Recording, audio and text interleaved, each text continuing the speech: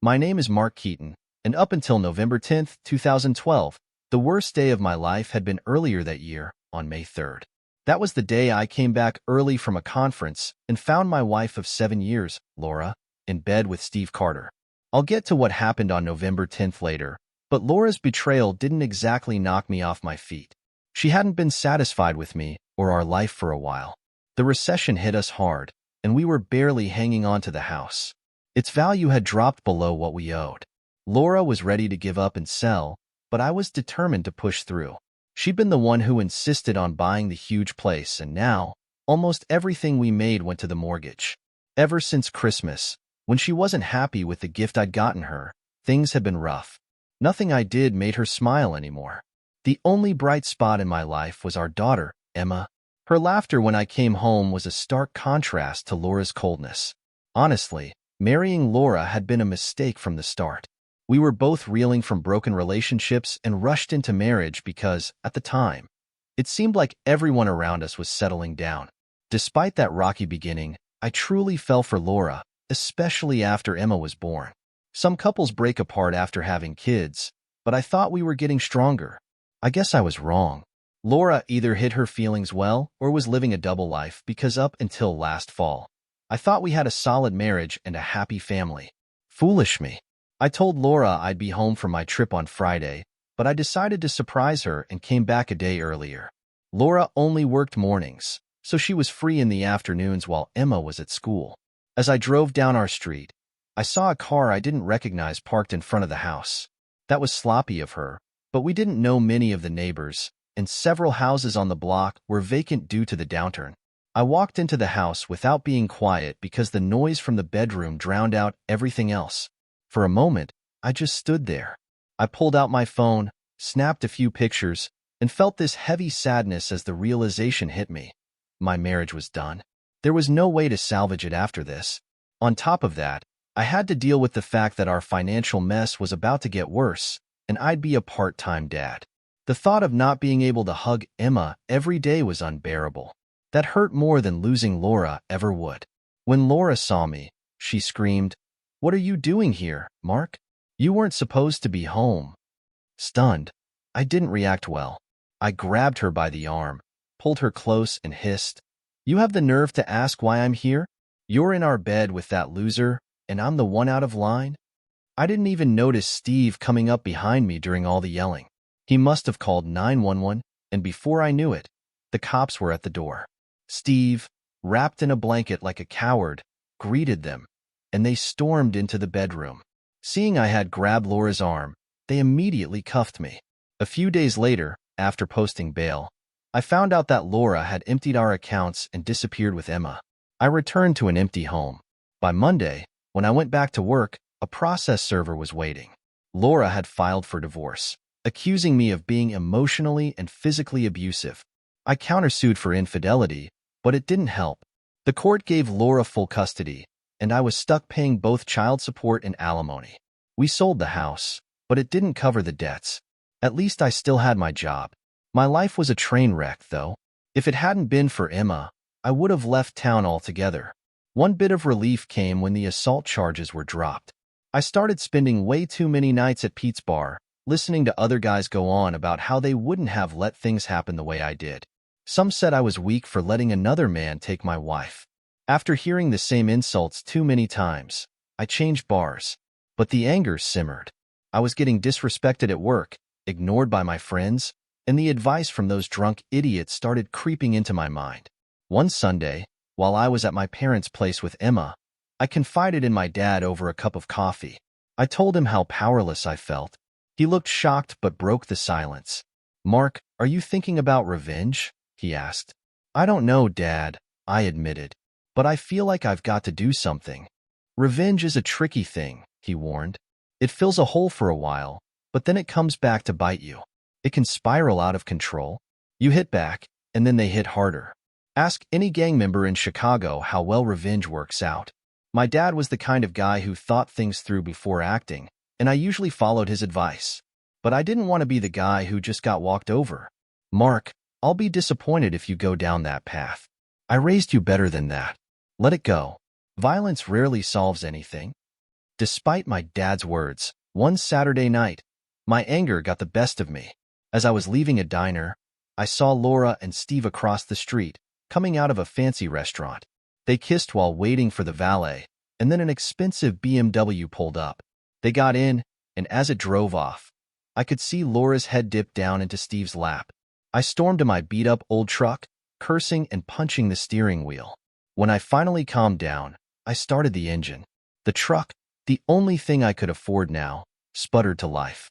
A few weeks later, I approached Steve in the parking lot of his gym. He didn't see me coming. I had a bat in hand and slammed it into his side before he could even register what was happening. I didn't aim for his head. I didn't want to kill him, just make sure he paid. Another swing, and his leg broke. Then his arm.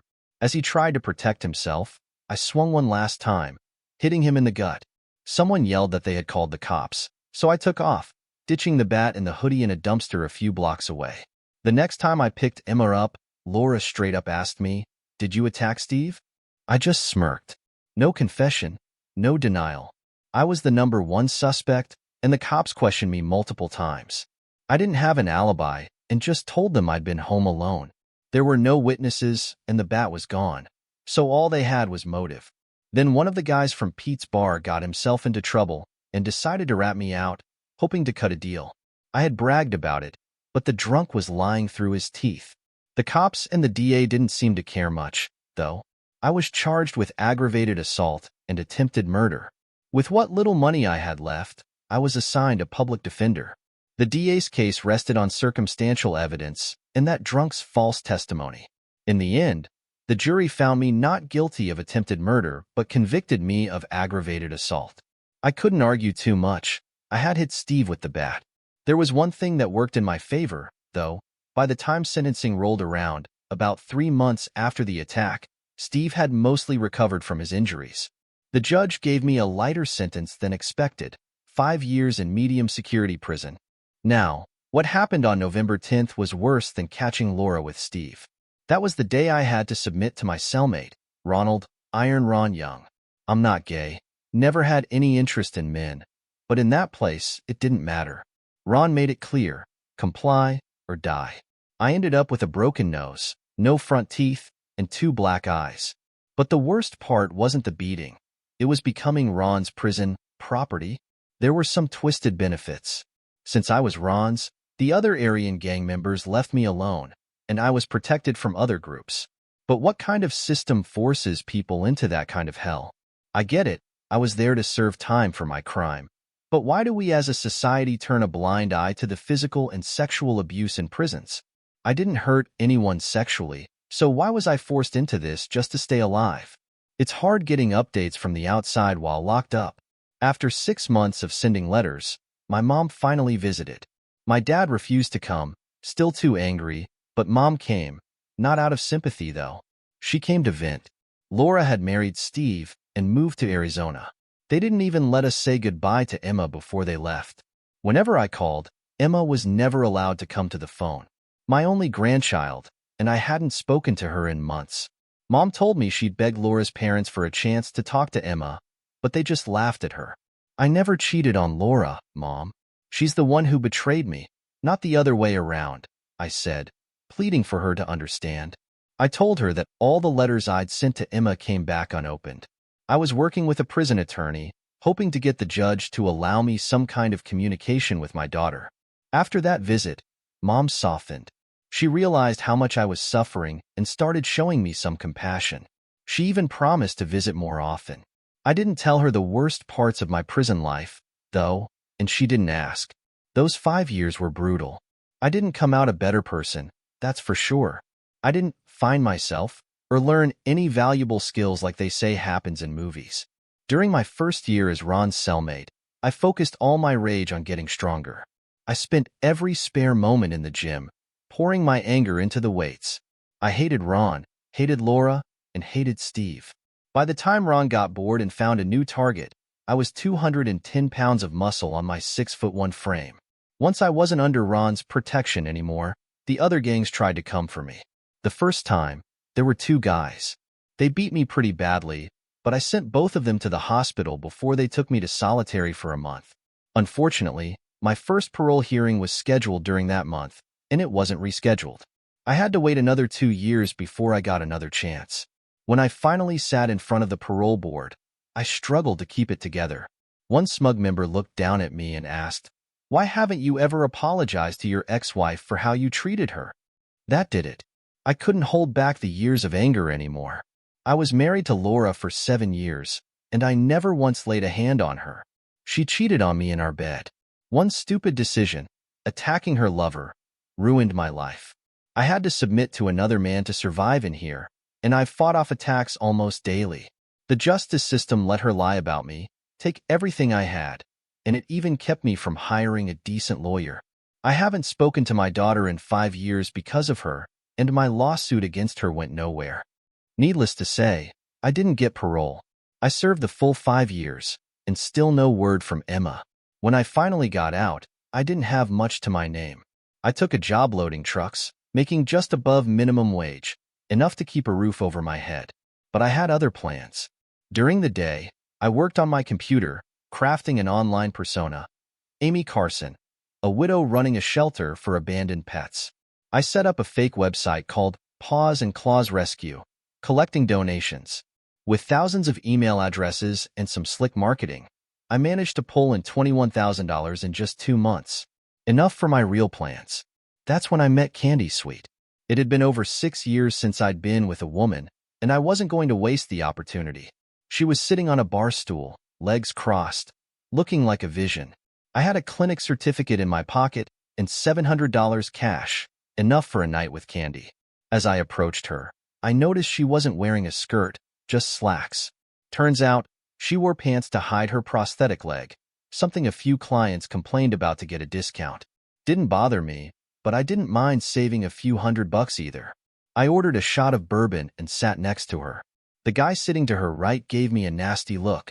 "The gentleman here insisted on buying me a drink," Candy said, placing her hand on my shoulder. I could feel her trying to keep the situation calm. I smiled, pulled out a $20 bill, and offered it to the guy. "Hey, man," I said, showing him the scars on my knuckles. "I appreciate you buying my friend a drink, but why don't you take this and let us have a nice evening?"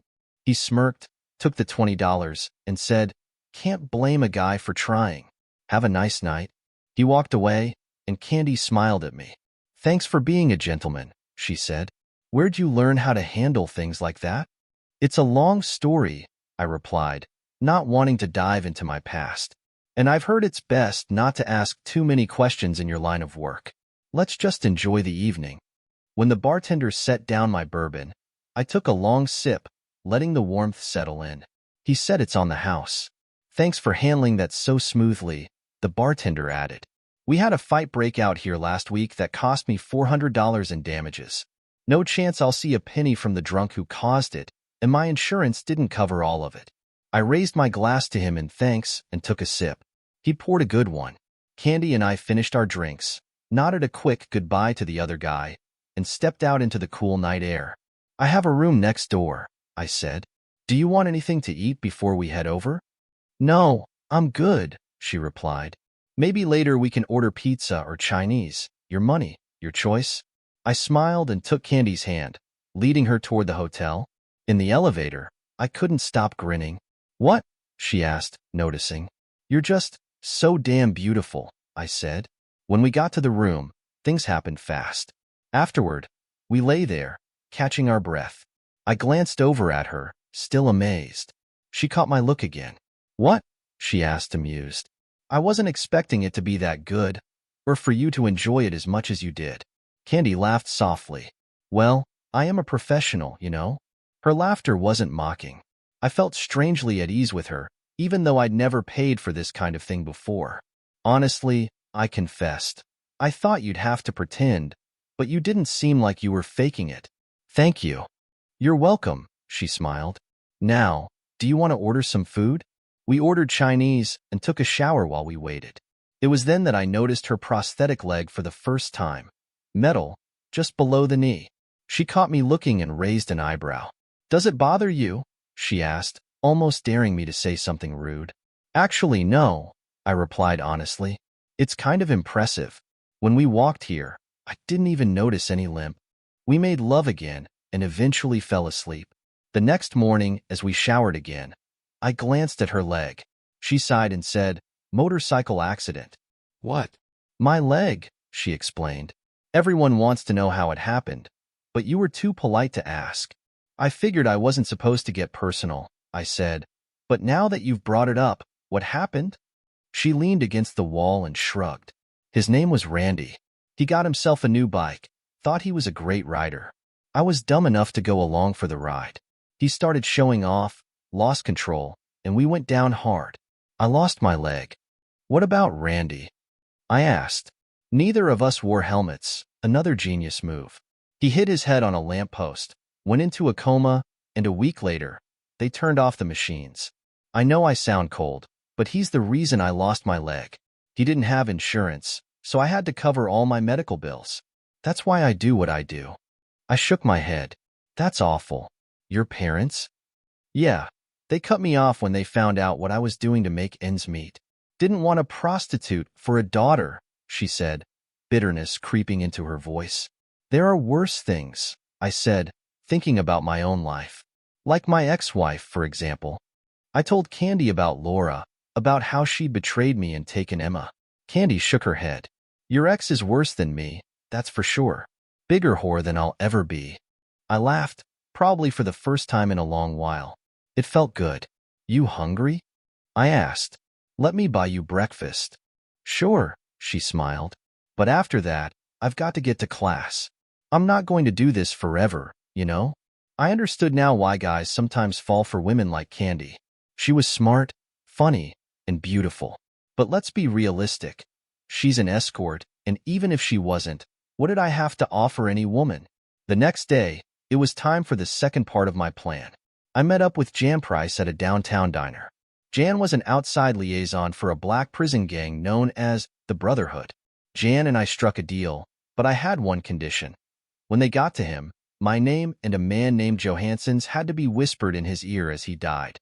Once Jan agreed, I handed him $15,000 cash. Jan was smart, accused but never convicted of anything serious, and he knew the game inside and out. "I get it," he said. "You want revenge." "No," I replied. "It's not about revenge. It's justice." Johansson had been a good guy. About a year after he became Ron's victim in prison, he died. Word around the yard was that Ron had strangled him, holding his head down too long. Johansson deserved better. Ron spent 2 months in solitary but wasn't punished beyond that. Jan nodded. "That's it then. It'll be handled. And don't worry, nobody will ever know we made this deal." "I trust you," I said. "You've lasted 5 years by keeping your mouth shut." For days later, there was a riot at the prison. 4 inmates were killed, including Ronald, Iron Ron Young. Officially, the deaths were attributed to the riot, but 1 inmate had been singled out, and Ron's throat had been slit. The prison was shut down for 3 days afterward. With Ron dead, I shut down the Paws and Claws website. The scam had run its course, and I didn't want to risk any more heat from law enforcement. It was a small-time operation, but I'd made enough to fund my plans. Now, my focus was on finding Emma. Laura's Facebook page had disappeared 2 years ago. The last post I'd seen showed them living in the Dallas suburbs. Emma had just turned 9, and they were smiling in front of the gates at Disneyland. Laura, Steve, and Emma, looking like the perfect little family. After years of searching, I thought I'd never find a trace of Laura. But one night, out of pure boredom, I Googled Steve Carter. Imagine my surprise when I found out he was back in Chicago. There was no sign of Laura, but it was a lead, something to work with. It cost me $1,000 of my scam money to hire a private investigator and track down where Steve was living and working. I also found out that Laura had left him for another guy, and Steve was no longer in contact with my ex-wife. I also knew where Steve liked to hang out after work. It took Steve a moment to recognize me as I slid onto the bar stool next to him. Understandable, I guess. I didn't look like the man he'd last seen during my sentencing. 5 years in prison had changed me. My muscular frame, shaved head, and smashed nose probably made me look more threatening than I intended. He turned to me with a wary look. "Are we going to have a problem?" he asked. I had thought about how to respond to that question. "No, Steve," I said calmly. Hitting you with that bat, it was a mistake. I paid for it with 5 years of my life, not to mention what I went through in prison. I just want one thing from you. Do you know where my daughter is?" Steve sighed and sipped his beer. "I'd tell you if I knew," he said. "Laura left me for some other guy, and the three of them took off. I have no idea where they went." I studied his face. In prison, you learn how to read people, especially their eyes. Steve seemed like he was telling the truth. To reinforce that gut feeling, he continued talking. "Charlie, I shouldn't have gotten involved with Laura while she was still married to you. I know it was wrong. I really thought I loved her, and for a while, I thought she loved me, too. But when she left me for another guy, well, that's when I understood how you must have felt. When she cut me out of your daughter's life, I knew she was just as cold as you probably thought." He took another sip of his drink before going on. "Laura fed me all these lies about you. She told me you were abusive, that your marriage was already over, and it was only a matter of time before you either left or something worse happened. I thought I was saving her, being her hero. When you attacked me, it only confirmed her story." Steve paused, glanced at the bartender, then asked for a pen and a napkin. He wrote something down and handed it to me. "I don't know where they ended up, but this is the name of the guy Laura left me for, Barry Stewart. He's a contractor who worked for a real estate developer out in Plano, Texas. They were building homes near where Laura and I lived.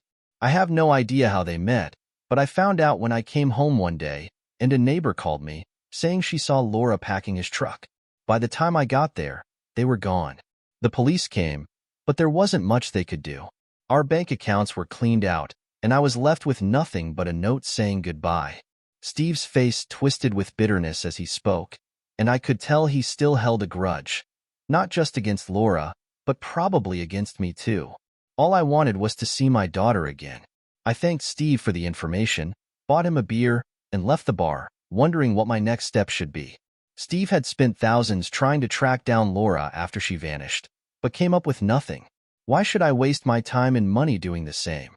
There was one person who might know where Laura and Emma were, Laura's mother, Margaret. But she hated me, and there was no way she'd help willingly. Breaking into her house was risky.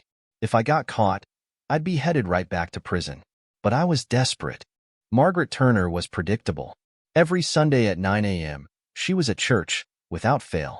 She kept a spare key in a fake rock by the patio, though I always wondered why, since her Rottweiler, Brutus, was usually enough to keep intruders out. At 9:02 a.m., I climbed over the back fence into Margaret's yard. Sure enough, the key was in its usual spot. I unlocked the patio door, but no sooner had I stepped inside than I heard Brutus growling, a low, dangerous sound that would have sent most people running. But not me. Brutus came around the corner into the kitchen where I stood, and for a moment, I hoped he remembered me. It had been 6 years since I'd last seen him, but dogs don't forget. Sure enough, he sniffed me, then stood up on his hind legs, licking my face.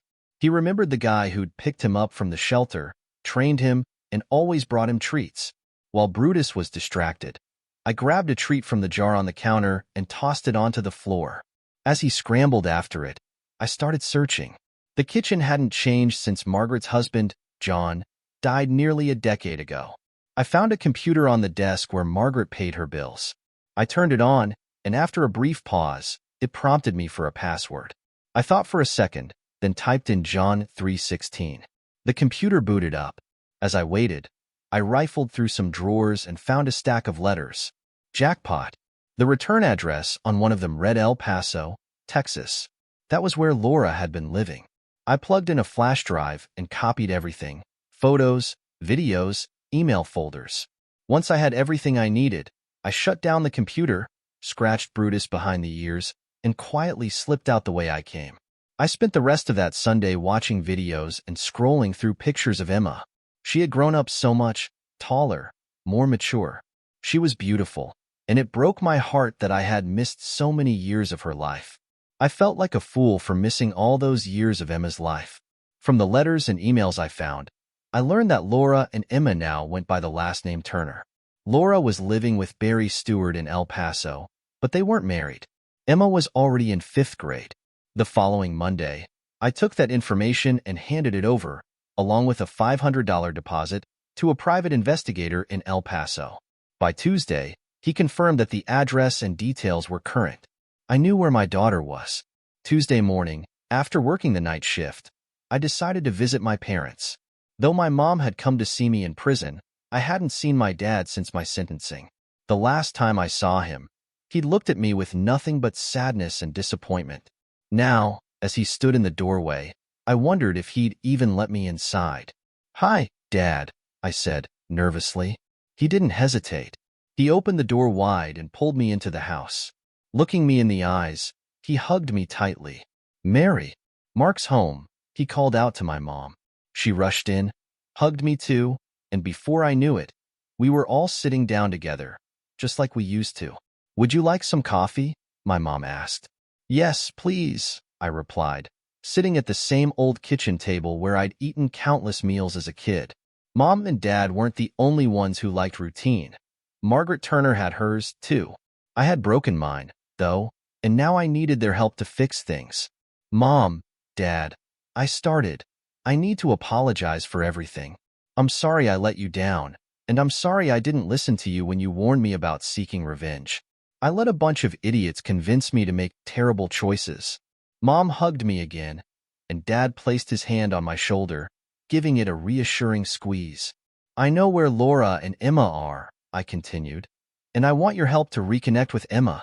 I've saved up a few $1,000s, enough to go to El Paso and do whatever it takes to at least get visitation rights. Will you come with me?" Dad was the first to speak. "You're not planning anything violent, are you?" It hurt that my past made him ask that, but I understood why. "No, nothing like that," I assured him. "I'm going to consult with a lawyer first. I did my time. I'm not on parole anymore, so I'm hoping to get a court order for visitation. But let's be real. I'm an ex-con, convicted of assault. I think it would help if you both came with me, and we filed the appeal together." Dad glanced at Mom, and I could see the silent plea in her eyes. She didn't need to say a word. Dad nodded and agreed. "When do we leave? Can you be ready in a week?" I asked. "I need to give notice at work and tie up a few things. And can we take your car? We'll need a set of wheels while we're down there." Dad grinned. "Yeah, I'll take it to the shop tomorrow and make sure it's ready to go." We sat there for a while longer, enjoying another cup of coffee, catching up on family gossip. It felt good to be back home. Over the next few days, I used my free time to research the best family lawyers in El Paso. After combing through reviews, I found one with a solid reputation and made an appointment for the following Thursday. That gave us 3 full days to make the 1,500-mile trip. Dad's car, a Lincoln Continental, was the perfect ride for the journey, especially since Mom was a huge Matthew McConaughey fan. We planned to leave on Sunday, giving ourselves an extra day to cover the distance. So there I was, a 36-year-old man setting out on a road trip with my parents. As we pulled out of town, I couldn't help but think about how long it had been since we'd spent this much time together.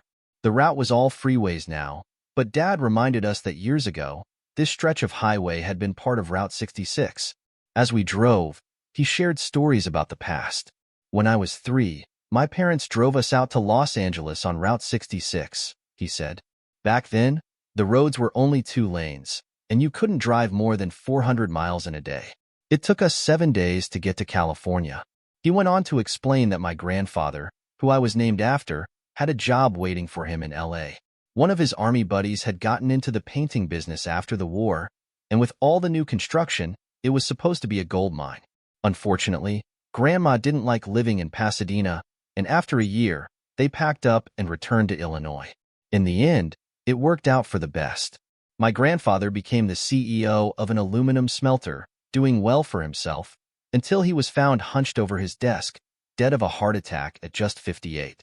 I was born a year later and named in his honor. During the 4-day drive, Mom and Dad kept telling me stories I'd either forgotten or hadn't listened to closely enough growing up. This was the longest stretch of time we'd spent together since our last family vacation when I was 14. By Thursday afternoon, we arrived at the law office of Gladys Harper, the family lawyer I'd contacted. Unlike the legal battles I'd faced in the past, this meeting felt hopeful. I laid everything out for her: my conviction, my time in prison, the lack of communication with Emma, how my parents had been cut off from her as well, and Laura's history of leaving Steve for another man.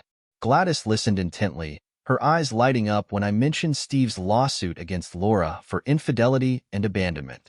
It wasn't a pretty story, but it didn't make Laura look like the innocent party either. The lawyer's initial reluctance to take on our case vanished when my mom, on the verge of tears, explained how she hadn't seen or spoken to her granddaughter in years. I handed over the deposit, and Gladys immediately got to work on the paperwork. Now, all we had to do was wait. Rather than spending the weekend in El Paso, we decided to make the most of our time and traveled out to Big Bend National Park. Despite everything weighing on my mind, the trip was incredible. The park was peaceful, with stunning views along the Rio Grande, and it felt good to breathe some fresh air. I received a call from Miss Harper on Monday. The administrator we were to meet would see us at her office on Tuesday morning to prepare for a hearing before a judge. By Tuesday afternoon, Gladys Harper was hard at work. She even secured a signed statement from Steve Carter, acknowledging that Laura had left him and cut him off from Emma. I later found out that Steve agreed to this on one condition. Emma had to be told that he hadn't abandoned her and that he still loved her. We met again in the courthouse lobby and headed to the judge's chambers. I wasn't naive. It was clear within the first 10 minutes that the judge and Miss Harper had a solid working relationship. We answered the judge's questions, and then Miss Harper clarified our request. We were seeking a preliminary meeting with Emma to reestablish contact. We were willing to have a court-appointed social worker present to supervise. Miss Harper emphasized that, given Laura's history of denying us contact with Emma and doing the same to Steve Carter, we requested that Laura not be informed of the meeting. She argued that Laura would likely try to use the delay to further alienate Emma from us. That's when the judge's relationship with Harper and the money we were paying her paid off.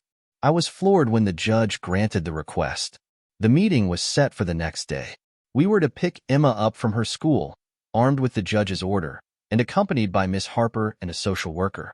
We were given 3 hours to take Emma to a nearby cafe, talk with her, and then return her home. Walking out of the courthouse into the warm Texas sun, I couldn't remember ever feeling as light and happy as I did at that moment. It took all my willpower not to hug Miss Harper right then and there. She said she was already working on the paperwork to establish visitation rights for me and my parents. "We'll meet tomorrow at 1:45 in my office," she said. "The social worker will accompany you to the school. Once you pick up Emma, I'll leave you, but the social worker will stay until Emma is returned home. Whatever happens tomorrow, stay calm. Don't do anything that could jeopardize this. Stay sober, stay composed, especially when Laura inevitably overreacts. We expect her to say or do something in front of the social worker that will help our case for visitation. Treat the social worker like your ally because she may become one when this case goes back to court. The judge has given us a valuable gift, so treat it as such." With those words, she walked away. I hugged my parents, thanking them again for their help. The next 22 hours felt like they dragged on forever. We stayed close to the hotel, grabbing a bite to eat at the diner across the street. A part of me kept expecting something to go wrong. What if we showed up at Emma's school the next day, only to find she wasn't there? My parents tried their best to reassure me, but I could see the worry on their faces too. We arrived at Gladys Harper's office at 1:30. 5 minutes later, a short, stout woman of Hispanic descent entered the office. Her name was Marie Hernandez, and she introduced herself as the social worker assigned to supervise our visit. She spent several minutes explaining how she would be observing while trying not to be intrusive. Apparently, she had read our attorney's filings because she was especially kind to my mother, speaking to her like one grandmother to another. Miss Hernandez also gave us some advice on how to approach Emma after so many years apart. Her tips would prove invaluable later. I had been anxious about how Emma might react when she saw me, given how much I'd changed since the last time we were together. We walked into the school's administrative office 30 minutes before dismissal. The principal and vice principal reviewed the court order, called the district office, and spoke with the legal department before agreeing to allow Emma to leave with us. 10 minutes before the final bell, Emma was taken out of class and brought to the vice principal's office. The first person she saw was my mother, and Emma's eyes lit up when she recognized her grandmother. "Nana!" she cried, running into my mom's arms. My mother dropped to one knee, hugging her back and openly crying. Then Emma spotted my dad approaching. "Daddy!" she exclaimed, using the nickname she'd given him when she was little. She'd been unable to pronounce Grandpa at the time, and the name had stuck. Dad picked her up, hugged her, and kissed her on the nose. Then Emma looked at me, standing off to the side. "Daddy?" she asked, her voice uncertain. Given my changed appearance, her hesitation was understandable. Miss Hernandez had suggested letting Emma see her grandparents first because they looked exactly the same as they had 5 years ago. There's always a special bond between kids and their grandparents. I knelt and held out my arms, praying she'd accept the hug. After a brief pause, Emma ran into my arms, and for the first time in years, I held my daughter again. Our reunion was interrupted when the vice principal entered the office, followed by Laura, who was there to pick up Emma from school. Laura took one look around and exploded. "What the hell is going on? What are you all doing here?" "Leave Emma alone," she screamed. Miss Harper entered the room right behind Laura, with Miss Hernandez by her side. Miss Harper handed Laura a court order and calmly said, "Miss Turner, this court order allows Emma's father and grandparents to visit with her today for 3 hours. Miss Hernandez will accompany them to ensure Emma's safety and that the order is followed. They are required to return Emma to you within the allotted time." Laura snatched the papers, gave them a quick glance, and then tossed them back at Miss Harper. "I don't care what these papers say. You can't just come in here and take my daughter," Laura shouted, pointing at me and my parents. "Those people have no business being here. She's my daughter." Laura grabbed Emma, but my little girl hid behind my mom. Miss Hernandez, standing in front of Laura, noticed the interaction. "Miss Turner," she began, but Laura cut her off, hurling insults about Miss Hernandez's ethnicity and appearance. "Miss Turner," Miss Hernandez repeated calmly, "would you like me to call the police? Because if you keep this up, I guarantee you'll be sitting in a jail cell until you cool off and stop threatening people." At this point, the vice principal stepped in, trying to calm Laura down. They retreated into the office, giving us a chance to leave with Emma and Miss Hernandez. The 4 of us, Mom, Dad, Emma, and I, sat in a small cafe a few blocks from the school, while Miss Hernandez observed from a nearby table. She had given us some advice on how to ease into the conversation with Emma after so many years apart. That advice made all the difference. Emma didn't seem scared or overwhelmed by our presence, but my heart shattered when she looked up at me with tear-filled eyes and asked, "Daddy, why didn't you ever call or write? Why didn't I get birthday cards?" I was ready for this. I pulled a large manila envelope from my mom's purse. "Emma, I thought about you every single day we were apart. Here are all the letters, postcards, and birthday cards I sent to you. They were all returned to me. Your mother sent them back. She didn't want me or your grandparents in your life." I showed her the envelopes, each marked "Return to Sender" by Laura. "But why would she do that, Daddy?" Emma asked, her voice full of confusion and hurt. I wanted to say, "Because your mother is a selfish woman," but I held back. Instead, I took her small hand in mine and said, "Someday you'll have to ask your mom about this, but not today. Today is just about us. Let's talk, you, me, and your grandparents. We love you so much, and we want to know all about you. How you're doing in school, who your friends are, if you play any sports." The 3 hours flew by. Soon, it was time to take Emma back. We got into Dad's Lincoln and drove to Laura's house, arriving right on time. Laura was standing on the porch, cigarette in hand, looking furious. As I parked the car, Emma spoke from the back seat. "I want to show you my room." I glanced at Laura and replied, "I'm not sure that's a good idea today, Emma. Your mom doesn't seem like she wants us in the house right now." Emma frowned. "But it's my room, and I should be able to invite people in." Emma's disappointment was so obvious that Mom stepped in. "Why don't you show me your room today, Emma? Next time, we can all see it." Emma agreed. Miss Hernandez said she would need to accompany them. So, Mom, Miss Hernandez, and Emma got out of the car and headed to the house. Dad and I couldn't hear what was being said, but from the looks of it, the exchange between Laura and Miss Hernandez was tense. As intimidating as Laura tried to be, Miss Hernandez was even more formidable. A few minutes later, Mom, Miss Hernandez, and Emma went inside, while Laura stayed on the porch, glaring at Dad and me like she wanted to burn holes through us with her eyes. We stood there for about 10 minutes when 2 patrol cars pulled up, one in front of us and one behind. For a moment, panic surged through me. Had they somehow connected me to the hit and run with Ronald Young? Or had someone figured out that I was behind the fake online scam?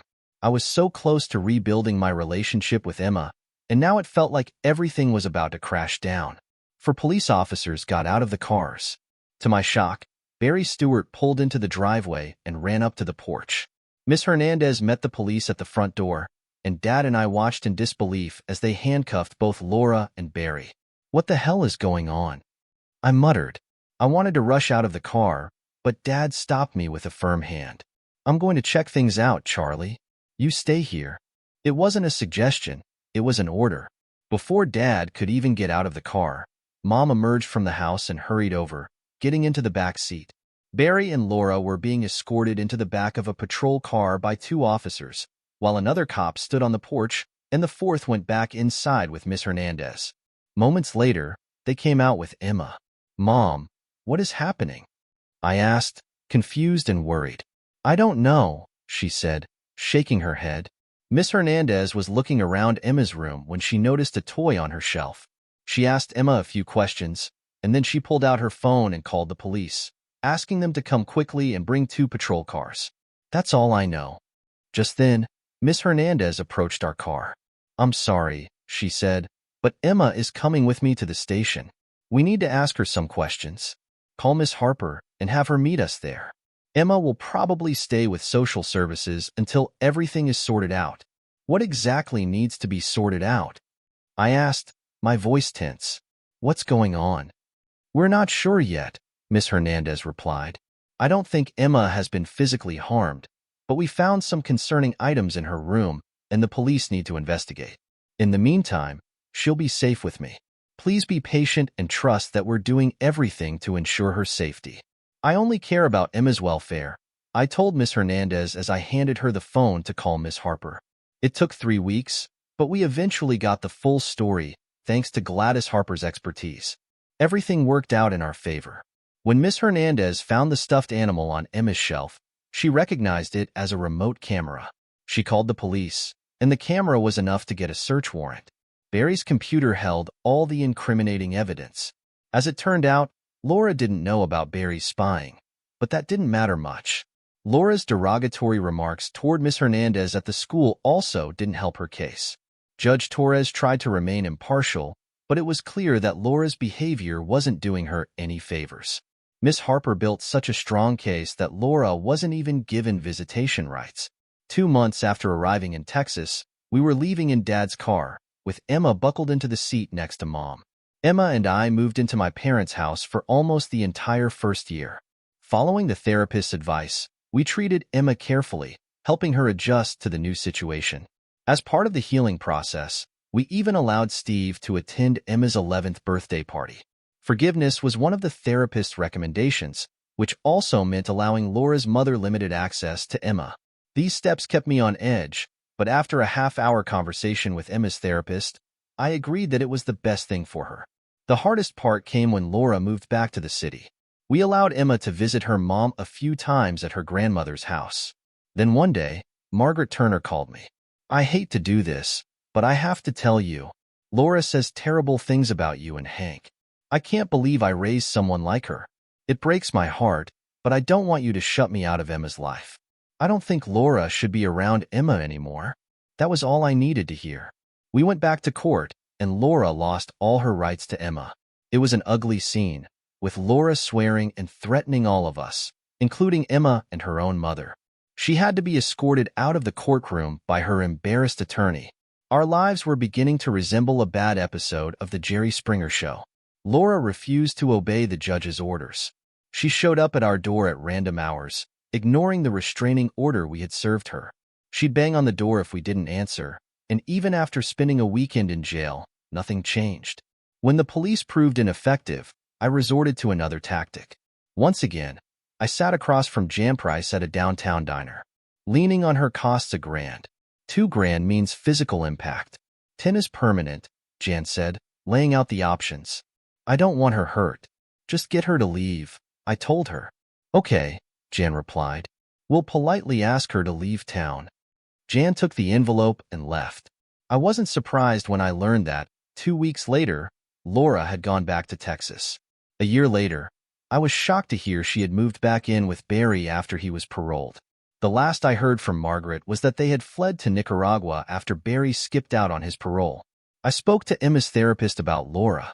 She said that while it's impossible to diagnose someone without meeting them, Laura's behavior suggested she might suffer from one or more psychological disorders. I was just relieved that she was gone for the foreseeable future.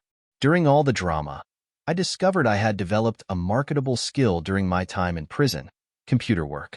With some help from my father, who provided the startup capital, I opened a small shop in a local shopping center, specializing in website design and personal computer repair.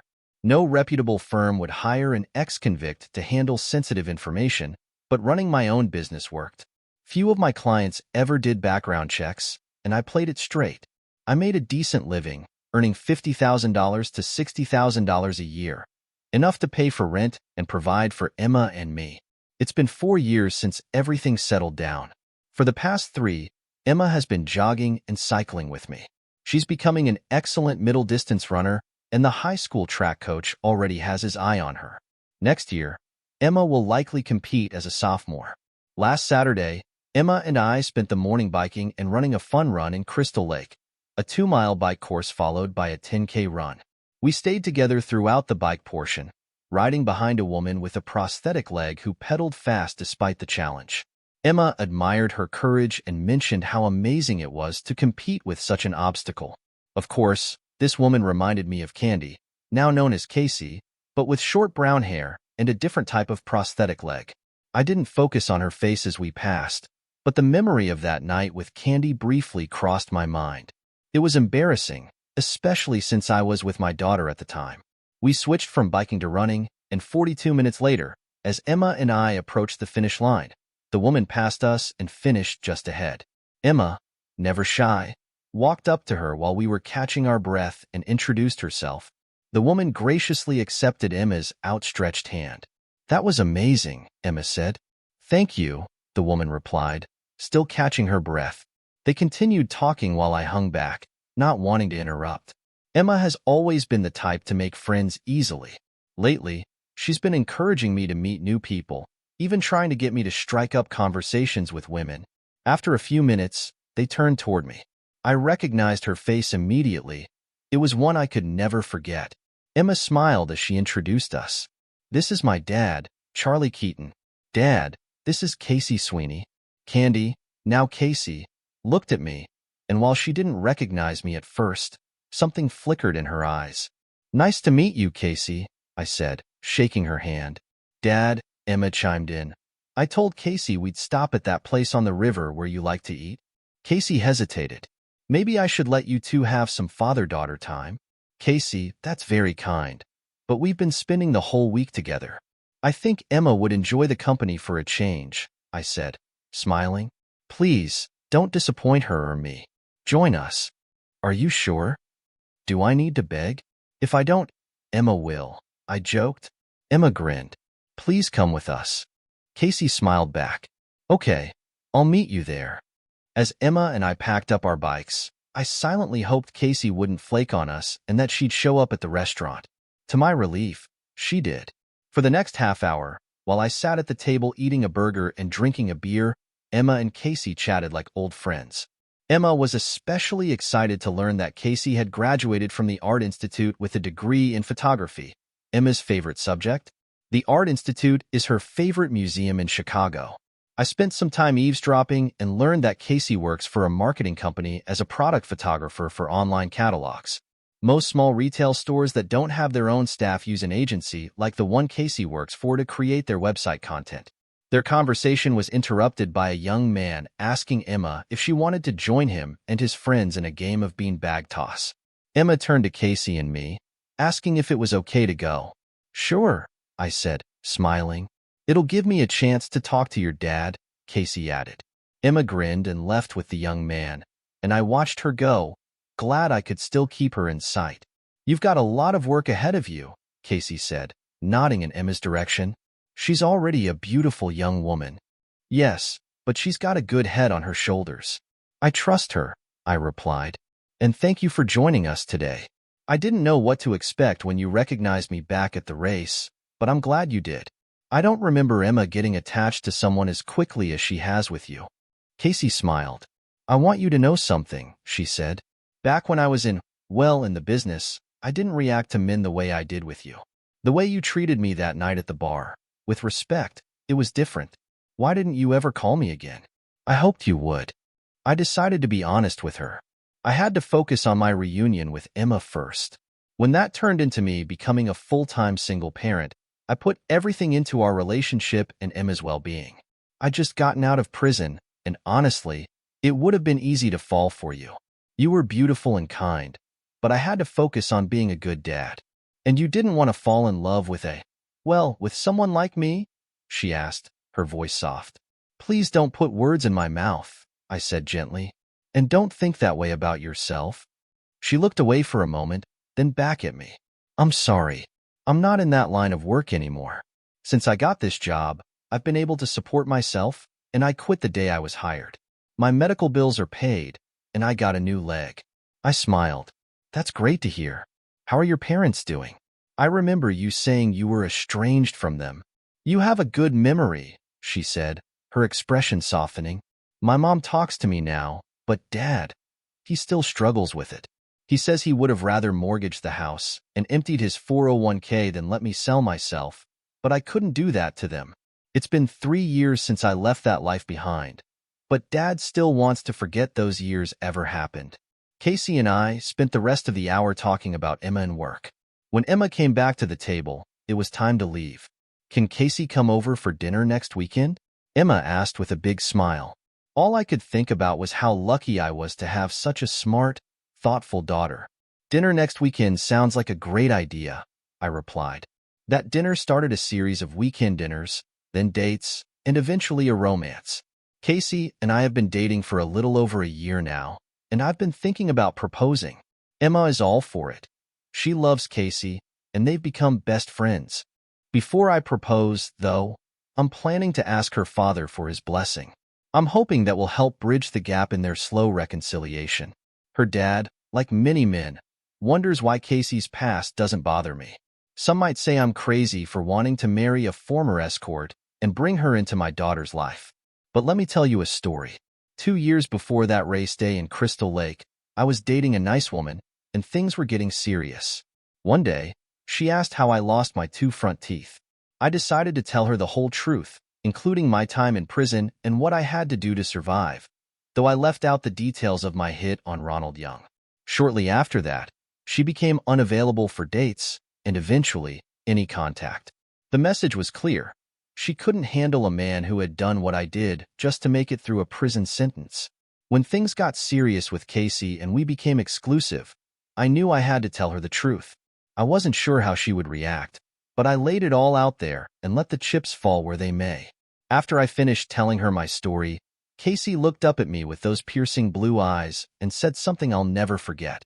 Sometimes, to survive, we have to do things that go against who we think we are, she said. But the most important thing is that you don't let it change who you are inside. You've come back to being Mark Keaton, a loving father and a good man. If you need to forgive yourself for what happened in prison, start today. I love you, Mark, and you have nothing to be ashamed of. Of course, Casey didn't say all of that out loud when she hugged me, but she didn't have to. Sometimes, forgiveness, especially from the right person, is all you need to live a good life.